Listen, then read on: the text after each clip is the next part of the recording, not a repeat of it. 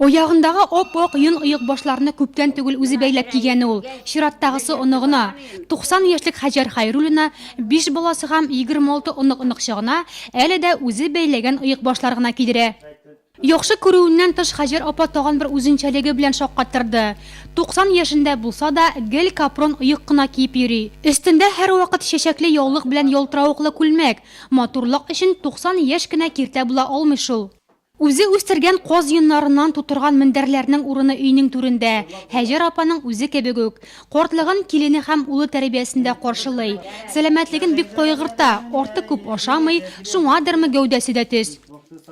Мин бу Хайруллина гаиләсендә 28 ел бергә яшим. Бик тату яшибез. Без аны карамыйбыз, ул үзебезне карый.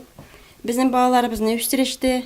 Безнең яни искиткеч ачык чырайлы, киң күңелле кеше. Яни бегенчкендә безгә тормышыбызда булышып тора. Балаларыбызны узата, без дуалары белән каршы ала. Һәр вакытта шулай яшәсен, киләчәктә аларга исәнлек, саулык, шатлык, бәхетләр телибез. Кичә юбилярны туган көне уңаеннан район җитәкчелеге дә котлады. Россия Федерациясе президентыннан котлау открыткасы һәм район башлыгы Рауль Кузеровтан исәнлекле бүләкләр кабул итеп алды ул.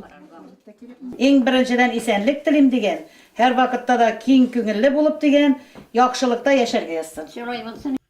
Хаҗар апа килгән кунаклар белән 95 яшендә очрашырга сүз куешты.